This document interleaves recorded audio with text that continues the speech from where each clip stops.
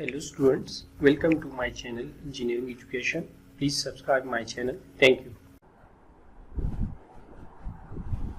In this video we are going to discuss example 10.4, chapter number 10, nozzles and jet propulsion, from the book Applied Thermodynamics by T.D. Stubb and McConkie.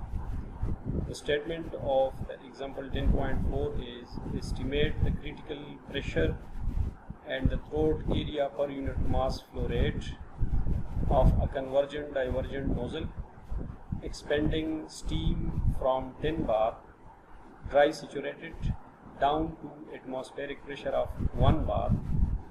Assume that the inlet velocity is negligible and the expansion is isentropic.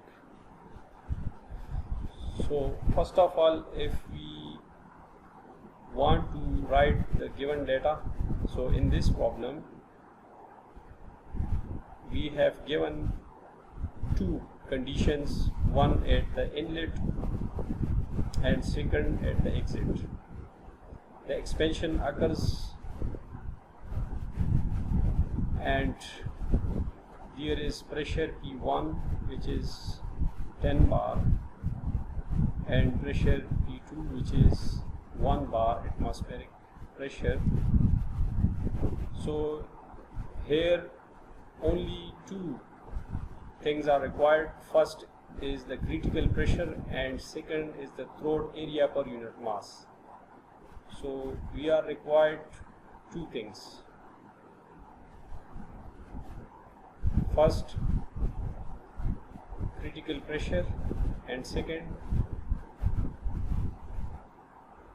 throat area per unit mass of flow rate, A by m dot.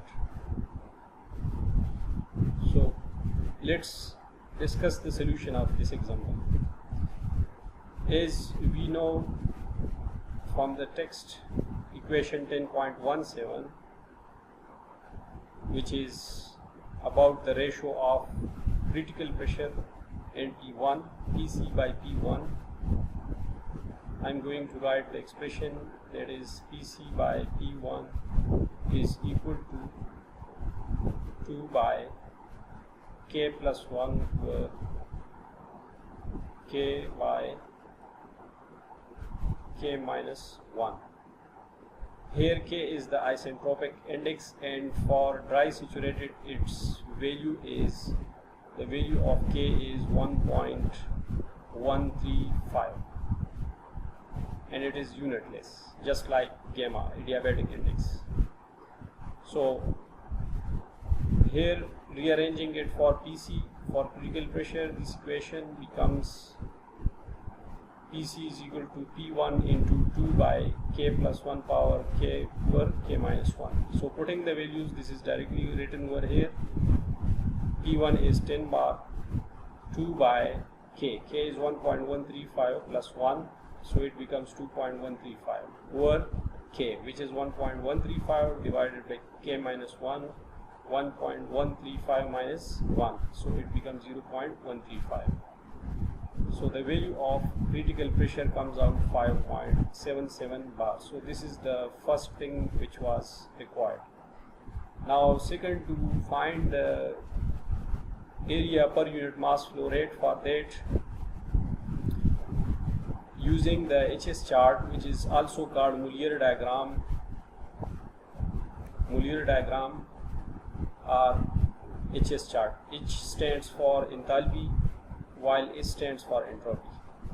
So from the HS chart at 5.77 bar, these are pressure lines starting from here 0.01 bar, 0.02, 0.03, 0.06, 0.1, 0.2, 0.5, 1, 2, 4, 10, 20, 50, 100, 200 and 500. These are constant pressure lines.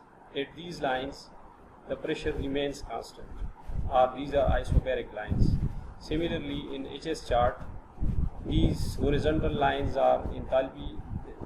This shows the values of enthalpy: 2000, 2500, 3000, 35,000, 3500, 4000.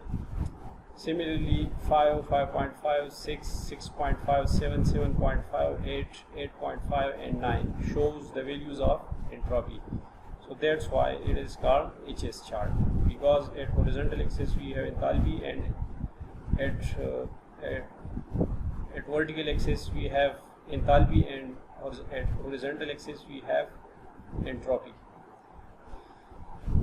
values. These red lines are showing the value of dryness fraction starting from here 0.70, 0.75, 0.8, 0.85, 0.90, 0.95 and 1.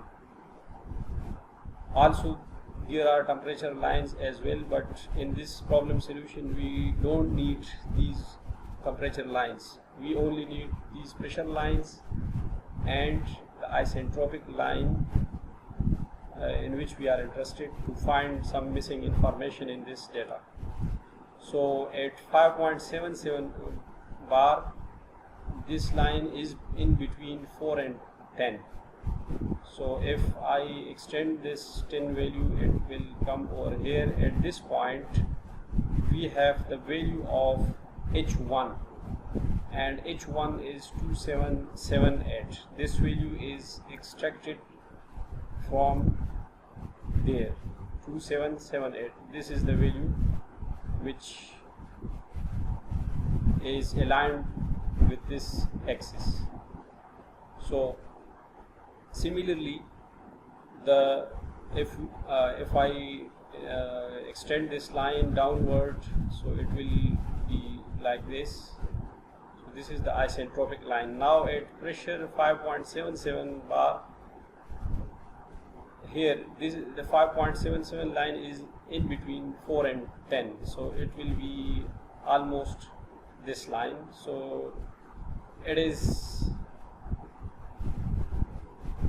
intersecting this vertical line at this point. So at this point the value of enthalpy is HC, that is the critical enthalpy. So its value is 2675 kilojoule per kilogram, and at this point it is the value of X, which is the dryness fraction. It has a value of 0.962 roughly.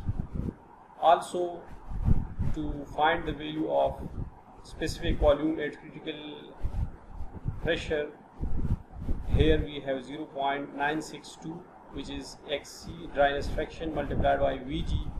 VG at 5.77 bar is not readable from this Muller diagram, HS chart. This value of VG will be calculated from the dry saturated table. If we visit the dry saturated table and look into the table at 5.77 bar, we will get the value of VG, and the VG value over there will be 0.328 cubic meter per kilogram. So multiplying this with the dryness fraction at this pressure, we get the value of critical specific volume, which is 0.316 cubic meter per kilogram. Now it's very easy to find other parameter, that is the exit critical velocity. Critical velocity is equal to under the root 2 into H1 minus HC. H1 is 2778 and HC is 2675, and these values are in kilo, that's why 10 to the power 3 will be written over here. So simplifying this, we get 4 meter per second. Also there is another method to calculate the value of CC, that is the value of critical velocity. So it is under the root K, PC and VC, where K is the adiabatic isentropic index, and PC is the critical pressure, and VC is the specific volume critical at critical pressure. So when we put the values, K is 1.135, PC is 5.77 bar, 10 to the power 5 is multiplied because bar is converted to Pascal, and VC is 0.316 cubic meter per kilogram. So Also we get 455 meter per second. So the value of cc, that is the critical velocity, from this formula and at this formula, these are equivalent to each other.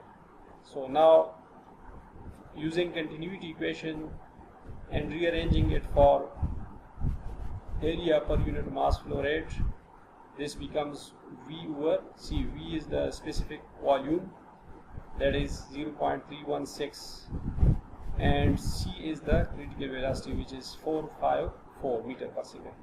So converting it to the value of square meter to square millimeter, we will multiply 10 to the power 6 factor with this. So that's why we get 696 square millimeter. Throat area per kilogram per second is 696 square millimeter. So this is all about the solution of example 10.4. If you are watching my videos for the first time, please subscribe my channel. Also, to get new videos, please also like my channel and share it. Thank you. Thanks for watching.